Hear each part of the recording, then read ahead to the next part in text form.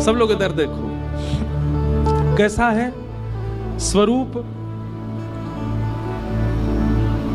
कीर्ति मैया, राधा रानी की मैया ने किशोरी जी से कही, लाली अब तू बड़ी होती जा रही है ने, घर के काम काज सीख ले। किशोरी जी बोली, कहा करूं मैया? बोले अब तू दही मथनो सीख ले, मक्खन निकारे कर, धीरे धीरे घर के काम ने अपने जीवन में ला। तो किशोरी जी आज पहली बार दधी मंथन कर रही हैं। किशोरी प्यारी दधी मथ सुंदर लागे, किशोरी प्यारी दधी मथ सुंदर। तनिक तनिक हाथन सो मथनी, तनिक तनिक हाथन सो मथनी। तनिक तनिक, तनिक मतलब छोटे, तनिक तनिक हाथन सो मथनी, तनिक तनिक हाथन सो मथनी। तनिक सी भोरी चलावे किशोरी राधे, तनिक सी भोरी चलावे किशोरी राधे। दधी मथ सुंदर लागे किशोरी राधे, दधी मथ सुंदर। आज किशोरी जी ने जैसी मथनी पहली बार चलानो प्रारंभ कियो, सड़ मधुमंगल गयो ठाकुर जी के पास। बोले लाला एक नई खबर लेके आया हूं। ठाकुर जी बोले कहा खबर है भैया? बोले बरसाने में नंगाड़े बज रहे हैं। बोले काय बात के नंगाड़े? बोले किशोरी जी मक्खन निकाल रही हैं, पहली बार दही मथ रही हैं। लाला तेने सबरी गोपीन के यहाँ को मक्खन चुराया, कानी बहनी लूली लंगड़ी सबरी गोपीन के मक्खन खाए, परम सुंदरी किशोरी जी को मक्खन नहीं चुराया, तो हम काय बात के चोर? ठाकुर जी ने अपनी कारी कमरी उतारी, कमर पे बांधी, बोले सही कह रहा हूं मधुमंगल, यदि किशोरी जी के हाथ की मथी भई दधी ते निकरो भयो मक्खन हमने नहीं पायो तो कहां पायो? मधुमंगल बोलो योजना तो ऐसी है कि किशोरी जी के हाथ से निकरो मक्खन सबसे पहले कुल देवी को पधराया जाएगा। लाला तू कछु कर, कैसे करके वह माखन को खाए के आ। हमारे लाल जी पे मैं एक बात कहूं, कछु करनो आवे चे नहीं आवे, एक काम बहुत बढ़िया आवे, कहा छोरी बननो बहुत बढ़िया आवे। नेक में अपने केस खोल दिए, आंखन में काजल लगा लियो, मुख पे लालिमा लगा ली, और सोई महाराज कोई छोटी सी गोपी की बढ़िया सुंदर पोशाक ले आए, नीचे पहनी, ऊपर चुनरी डाली, हाथन में छोटी छोटी चूड़ी पहन ली। नेक से सेठ ठाकुर जी ज्यादा से 4-5 साल के होंगे। नेक नेक सी चूड़ी पहन ली, पामन में पाजेब पहन ली, और नेत्रन में काजल लगा लियो। कैसा लग रहा हूं? मधुमंगल बोलो लाला तू छोरी होता तो भगा ले जाता मैं, इतना प्यारो लग रहा है। अरे बाल ब्याह कर लेते तो अब तू जल्दी जा, नहीं तो मैं तुझे ब्याह ही कर लूंगा। ठाकुर जी छोटी सी सखी बन करके मक्खन चुराने जा रहे हैं। कौन को? श्री जी को, श्री राधा रानी। ये लीला कहीं लिखी नहीं है, ये चिंतन में आई लीला है, ये भाव में आई लीला है। आहा बेवस भय धाये नंद नंदन, बेबस भय, गाओ ताली मत बजाओ पर पीछे गाओ। बेबस भय धाये नंद नंदन, बेबस भय धाये नंदन। कैसे? सखी को रूप धराए, सखी को रूप धराए, किशोरी राधे दधी मथ सुंदर लागे, किशोरी राधे दधी मथ सुंदर। ठाकुर जी पहुंच गए बरसाने। अब नेक्स्ट किसी गोपी बन के गए, कोई ना रोको ही ना, सीधे पहुंच गए भवन में। चारों तरफ गोपियां खड़ी हैं और उन गोपीन की छोटी छोटी लाली खड़ी हैं, वहीं पर ठाकुर जी भी जाके खड़े हो गए। गोपीन को लगी कोई बरसाने की गोपी की छोरी होगी छोटी।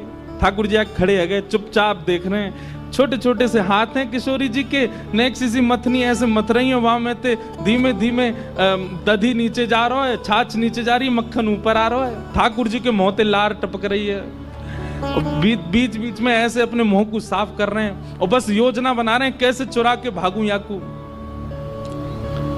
इतने में ही कीर्ति मैया बोली, अरे चलो सखी, आज पहली बार किशोरी ने मक्खन निकालो है, या मक्खन को भोग कुल देवी को लगाएंगे। सब जाओ कुल देवी के यहाँ व्यवस्था करो, नए नए वस्त्र पहन के आओ। अरे लाली तू भी जा, नए वस्त्र पहन के आ, मक्खन लेके कुल देवी को पूजन करवे जाएंगे। कुल देवी को भोग लगाओ, कुल देवी को भोग लगाओ। सुन मोहन घबराए, सुन मोहन घबराए, हे सखी रूप में छल बल करके, सखी रूप में छल बल करके, माखन ले बंधाए, माखन ले बंधाए। सब सखियां सजवे जा रही हैं, किशोरी जी तैयार हुए गई हैं, वहीं मटकी में मक्खन रख के चली गई हैं सब कि अब सब जाओ तैयार है लाओ। सब निकलती गई, ठाकुर जी वहीं कोने में छुप के खड़े है गए। और जैसे ही सब सखी गई, उन नेक सी मटकी में नेक सो से मक्खन, अब किशोरी जी ने कोई बहुत ज्यादा तो निकारो नहीं होगा, नेक सो से ही निकारो। वहां नेक से मक्खन को लेकर के ठाकुर जी वन की ओर भागे और वन में भाग करके ठाकुर जी ने अपना श्रृंगार आदि सब उतारो, एक वृक्ष के ऊपर चढ़ गए। सहन नहीं है रोए, किशोरी जी ने मक्खन निकारो है, याकू तो मैं प्रेम से पाऊंगो। कहा भयो, जैसे ही प्रथम मक्खन उंगली में लेकर के मुख से लगायो तो कहा भयो, माखन को जब अधर लगायो, माखन को जब अधर लगायो, गिरधर बेसुध पाए, गिरधर बेसुध पाए। ठाकुर जी ने जैसे ही मक्खन नेक अपनी जीभ पर रखो, वो एक बिंदु रखते ही नेत्र बंद है गए। किशोरी जी को स्मरण है लगो, तनिक तनिक से हाथन सो कैसे श्रम करके किशोरी जी ने मक्खन निकाल के मटकी में धरो। इन्हीं सब चिंतन में आकर के ठाकुर जी तो वहीं मूर्छित है के गिर पड़े, बेसुध है गए। एक हाथ में मक्खन लगो, दूसरे हाथ में मटकी, ठाकुर जी पड़े हैं बेसुध। श्री राधा श्री राधा श्री राधा श्री राधा, बस वही स्मरण चल रहा है मन में। यहां सब सखी आई और जैसे ही आकर के देखो महाराज मक्खन तो गायब है गयो, मटकी कोई लेके भाज गयो। पूरे बरसाने में हल्ला है गो, अरे मक्खन चोरी है गो, मक्खन चोरी है गो, मक्खन चोरी है गो। किशोरी जी बोली, मक्खन लेके कौन चलोगो? किशोरी जी के तो नेक नेक अश्रुबिंद आ गए, पहली बार मक्खन निकालो वो कोई लेके भाज गो।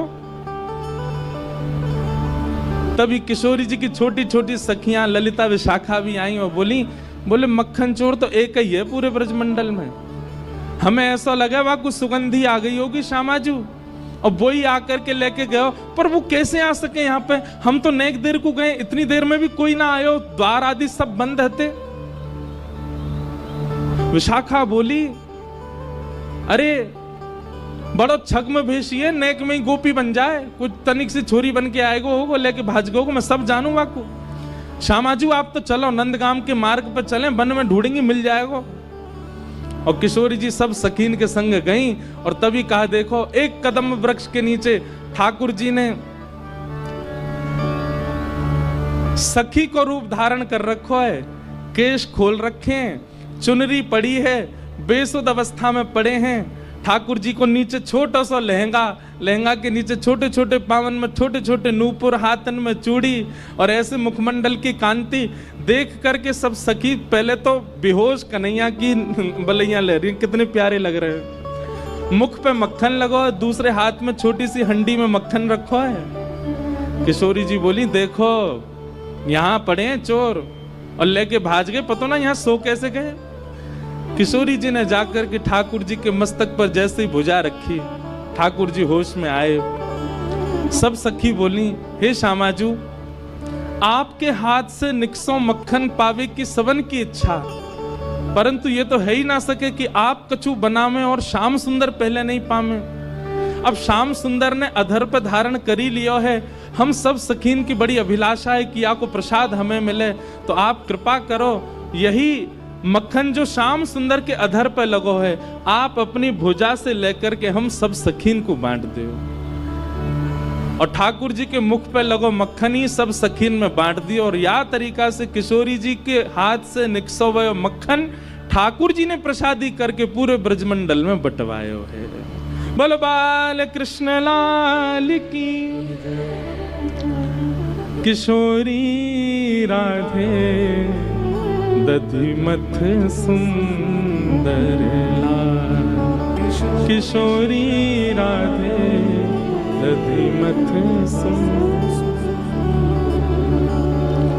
ऐसी ठाकुर जी की। अब वृंदावन आने के बाद में ये निकुंज लीला प्रारंभ हो गई है। किशोरी जी के साथ मान लीला, किशोरी जी के साथ में दान लीला, किशोरी जी के साथ में अद्भुत अद्भुत लीलाओं को ठाकुर जी प्रकट कर रहे हैं।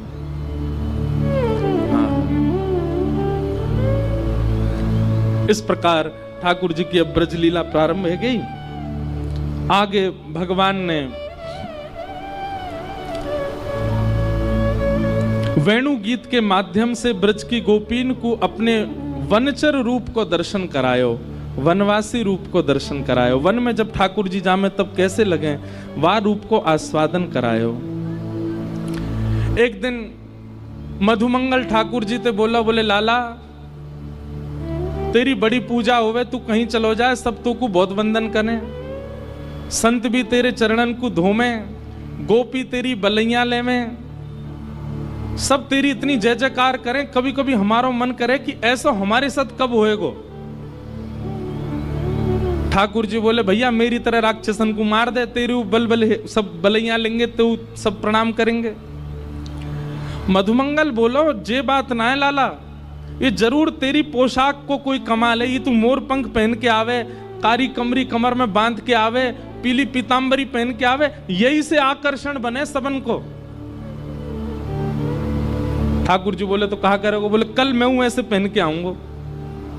और दूसरे दिन मधुमंगल भी ठाकुर जी की तरह पगड़ी बांध के, वहां में मोर पंख लगा के, कमर में काली कमरिया बांध के, और बढ़िया ठाकुर जी की तरह वैजंती माला पहन के, और जैसे ठाकुर जी टेढ़ी मेढ़ी चाल चले ऐसे चलतो भयो, वंशी बजाते हुए मधुमंगल आगो।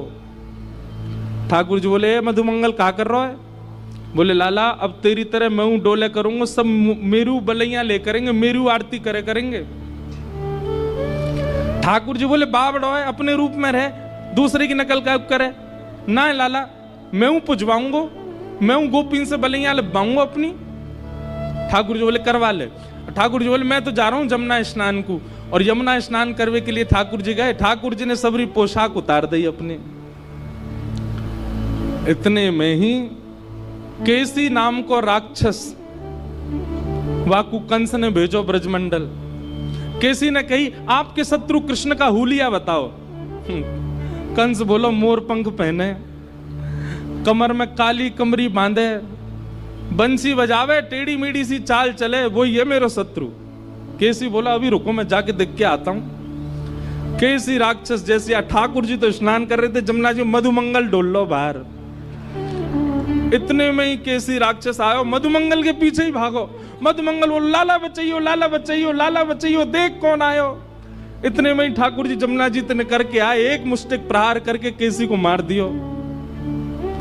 मधुमंगल बोलो लाला तू मोर पंख पहन के चले, सब तेरी बलैया ले में, सब तू को प्रणाम करें। मैंने मोर पंख कापे नो, राक्षस पड़ गए मेरे पीछे तो। ठाकुर जी बोले दूसरे की नकल ना करे कर, तू जैसा तू वैसा ही रहे मधुमंगल, तू काय को मेरे रूप को धारण करे।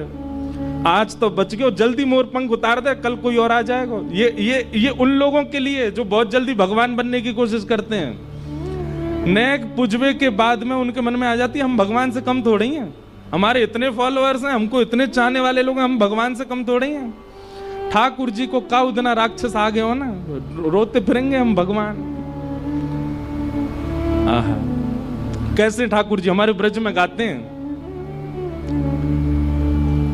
मुकुट तेरो टेढ़ो वृंदावन तेरो टेढ़ो, मुकुट तेरो टेढ़ो मुकुट तेरो टेढ़ो, लकुट तेरी टेढ़ी, मुकुट तेरो टेढ़ो, लकुट तेरी टेढ़ी। अरे हाँ रे लाला टेढ़ी रे, अरे हो रे लाला टेढ़ी रे, अरे हाँ रे लाला टेढ़ी रे। श्याम तेरे मुख की मुरलिया, हाँ श्याम हाँ टेढ़ी टेढ़ी रे, हाँ रे लाला टेढ़ी रे। श्याम तेरे तिरछी नजरिया, टेढ़ी टेढ़ी रे, हाँ रे लाला टेढ़ी रे। श्याम तेरे तिरछी नजरिया, हाँ श्याम हाँ टेढ़ी रे, हाँ रे लाला टेढ़ी रे। श्याम तेरी तिरछी नजरिया। और क्या कह रहे हैं, गोपी सब टेढ़ी और ग्वाल सब टेढ़े, गोपी सब टेढ़ी और ग्वाल सब टेढ़े, गोपी सब टेढ़ी और ग्वाल सब टेढ़े, गोपी सब टेढ़ी और ग्वाल सब टेढ़े। अरे हाँ रे लाला टेढ़ी रे, अरे हाँ रे लाला टेढ़ी रे, अरे हो रे लाला टेढ़ी रे, अरे हो रे लाला टेढ़ी रे, अरे हाँ रे लाला टेढ़ी रे। श्याम तेरे यशोदा डुकरिया, हाँ श्याम हाँ टेढ़ी टेढ़ी रे, हाँ रे लाला टेढ़ी रे। श्याम तेरी यशोदा डुकरिया, हाँ श्याम हाँ टेढ़ी। भक्त सब टेढ़े भगतानी सब टेढ़ी, भक्त सब टेढ़े भगतानी सब टेढ़ी। आप विश्व में हर देवता के उपासक भक्तों से मिलो, पर हमारे कन्हैया के उपासक भक्तन से मिलो, अजीब ही होंगे, अलग ही हैं सब अंशों। बिना बात के रोते भये मिलेंगे, बिना बात के व्याकुल मिलेंगे, बिना बात के ब्रज रज बताओ, मट्टी लगाए डोले अपने सिर पे, वो दुनिया के लिए मट्टी है, उनके काजे तो श्री कृष्ण रज है। भूखे प्यास रह लेंगे, संत जनन के पीछे पीछे डोलेंगे। हमारे वृंदावन में आकर के देखो कैसे ब्रह्मचारी बनकर के, कैसे विरक्त बनकर के, बैरागी बनकर के रहते हैं भक्त। क्यों? भक्त तेरे टेढ़े भगतानी सब टेढ़ी, भक्त सब टेढ़े भगतानी सब टेढ़ी। हाँ भक्त सब टेढ़े भगतानी सब टेढ़ी, भक्त सब टेढ़े भगतानी सब टेढ़ी। अरे हाँ रे लाला टेढ़ी रे, अरे हाँ रे लाला टेढ़ी रे, अरे हो रे लाला टेढ़ी रे, अरे हो रे लाला टेढ़ी, अरे हाँ रे लाला टेढ़ी रे। श्याम तेरे प्रेम की नगरिया, आओ श्याम हाँ टेढ़ी टेढ़ी रे, हाँ रे लाला टेढ़ी रे। श्याम तेरी तिरछी नजरिया, आओ श्याम हाँ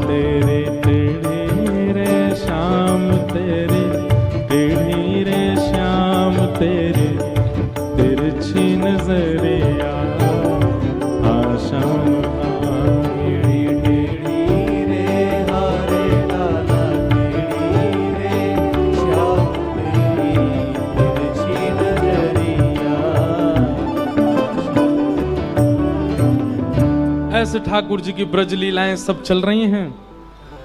एक दिन ठाकुर जी गैया चरा के लौटे तो महाराज पूरे ब्रजमंडल में देसी घी की सुगंध, सब ब्रजवासी 56 भोग बना रहे हैं।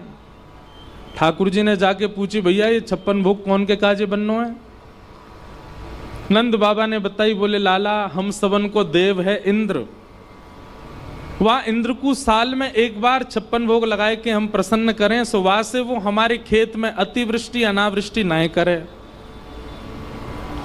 ठाकुर जी ने जब ये बात सुनी तो ठाकुर जी बोले, केवल इंद्र के चाहवे से खेत नहीं बचेंगे, सूर्य की भी प्रसन्नता होनी चाहिए, वायु की भी प्रसन्नता होनी चाहिए, वरुण की भी प्रसन्नता होनी चाहिए। और ऐसे तो 33 कोटि देवता हैं, कितने देवता ने मनाओगे? ब्रजवासी बोले, लाला तो हम कहा करें? बोले 33 करोड़ देवतान के एक मूल आधार हमारे ब्रजमंडल में श्री गोवर्धन नाथ है। इनको पूज लो तो सारे देवतान की पूजा है जाए। ब्रजवासी बोले, लाला हम तेरी बात कैसे माने? नेक्स्ट तू 6.5-7 वर्ष को तेरे कहे थे हम बरसंत चली पूजा कैसे छोड़ दें? ठाकुर जी बोले, तुमने कभी इंद्र के दर्शन किए? ब्रजवासी बोले, ना है। इतने वर्षन ते सेवा करते आए, इंद्र के कभी दर्शन ना है भय, लेकिन मैं वचन दे रहा हूं गिरिराज जी की सेवा करवे चलो, गिरिराज जी प्रकट है के दर्शन देंगे। तो देव दर्शन के प्रलोभन में ब्रजवासी 56 भोग लेकर के गोवर्धन गए और ठाकुर जी गिरिराज जी लेकर के गए और वहां जाकर के समस्त ब्रजवासी ने 56 भोग ठाकुर जी को पधराए। गिरिराज जी की परिक्रमा करी, अभिषेक कियो, मानसी गंगा से स्नान आदि करायो। तभी इंद्र को पतो चली कि मेरी पूजा ब्रजवासी ने बंद कर दी। ये कल कथा का क्रम था, इसलिए हम आज सूक्ष्म में कह रहे हैं। इंद्र ने मेघ मालाओं को आज्ञा करके कहा कि जाओ ब्रजमंडल पर इतनी वर्षा करो पूरा ब्रजमंडल डूब जाए। और काली काली मेघ मालाओं ने आकर के पूरे ब्रजमंडल को घेर लिया, घनघोर वर्षा होने लगी। त्राहिमाम कह के ब्रजवासी भाग रहे। हम तो पहले ही मना कर रहे, इंद्र की पूजा बंद मत करो। नेक्स्ट सो लाला या की बात मान करके सबन ने ये गिरिराज जी पूज दिए, है गो इंद्र नाराज। ठाकुर जी बोले, देखो भक्ति में चाहे जो बात आ जाए, अविश्वास कभी नहीं आना चाहिए। बहुत ध्यान से सुनिए, आपके साथ घटने वाली घटना से कभी आपके चित्त में ऐसी भावना आ जाती है कि भगवान ने मेरे साथ उचित नहीं किया, यह सबसे बड़ा अपराध है भक्ति में। आप उनसे पूछा कीजिए जिनको जन्म से नेत्र ही नहीं मिले हैं, आप उनकी ओर देखा कीजिए जिनके जन्म लेते ही माता पिता भी कई बार चल बसते हैं। कई बालक ऐसे हैं जो जन्म से चल भी नहीं पाते, जिनका जन्म ही ऐसे परिवार में हुआ जहां एक समय की रोटी मिलती है। शिकायतें यदि करनी हो तो वे लोग करें ठाकुर जी से।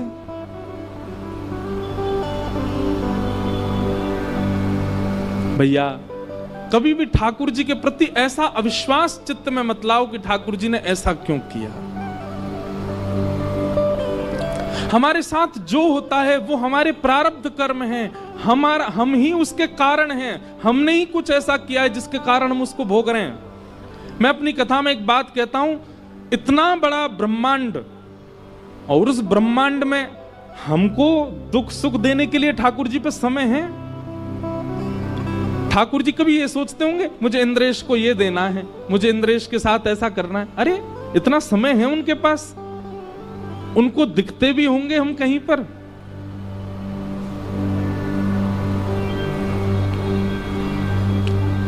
एक बार ठाकुर जी निकुंज में लीला कर रहे थे। ललिता विशाखा बाहर द्वारपाल बन के खड़ी हैं, भीतर जाने नहीं दे रही किसी को। इतने में ही ब्रह्मा जी आए और ब्रह्मा जी भीतर जाने का हट करने लगे तो ललिता विशाखा बोली, आप भीतर नहीं जा सकते, ठाकुर जी रास विहार कर रहे हैं, निभृत निकुंज का रास है, यहां सबका प्रवेश नहीं है। ब्रह्मा जी बोले, देवियों आप जानते नहीं है मैं कौन हूं? बोले कौन हो? बोले मैं ब्रह्मा हूं। पूरी सृष्टि मैंने बनाई है, इस जगत का सृजन करता हूं मैं, आप मुझको कैसे रोक सकती हो? अच्छा, आप तो क्या है, जानती नहीं हो ना, अनपढ़ गंवार ब्रज की हो। ठाकुर जी को जाके एक बार बोलो ब्रह्मा आया है, लीला छोड़ के स्वयं आएंगे बाहर मुझको लेने के लिए। एक बार जाके बोलो आप ठाकुर जी को। ललिता विशाखा बोली खड़े रहो, हम पूछ के आते हैं। ब्रह्मा जी बाहर खड़े हैं, चतुर्मुख। ललिता विशाखा भीतर गई, भीतर जाके बोली जय जय। बाहर द्वार पे कोई ब्रह्मा आयो है और यूं कह रहो वाको नाम सुन के आप लीला छोड़ के आ जाओगे, वाको ले जाओगे। कौन है ब्रह्मा ने बताए दो। ठाकुर जी बोले कहां का ब्रह्मा आया है ये पूछ के आओ। बोले कहां का ब्रह्मा मतलब? ठाकुर जी बोले हमारे शरीर में जितने रोए हैं ना, प्रत्येक रों में एक ब्रह्मांड है और एक ब्रह्मांड में एक पृथ्वी है। ऐसे हमारे प्रत्येक रों में एक ब्रह्मांड नहीं है, हमारे प्रत्येक रों में 1 करोड़ ब्रह्मांड हैं और एक ब्रह्मांड का नायक एक ब्रह्मा होता है। हमारे एक रों में 1 करोड़ ब्रह्मांड है। उससे पूछ के आओ कौन से रोए के कौन से ब्रह्मांड का ब्रह्मा है, पूछ के आओ। ललिता विशाखा बाहर आई, बोले ब्रह्मा जी। बोले हाँ जी। कहां से आए हो आप? बोले ब्रह्मलोक से आए हैं। आपने बताया नहीं ठाकुर जी को? बोले बताया। ठाकुर जी ने जो उत्तर दिया वो सुन पाओ तो सुनो। ब्रह्मा जी बोले बताओ। बोले ठाकुर जी कह रहे हैं उनके एक रों में 1 करोड़ ब्रह्मांड है, एक ब्रह्मांड का एक ब्रह्मा होता है, मतलब एक रोए में 1 करोड़ ब्रह्मा हैं। आप कौन से रोए के कौन से ब्रह्मांड के कौन से ब्रह्मा हो बताएंगे? ब्रह्मा जी चक्कर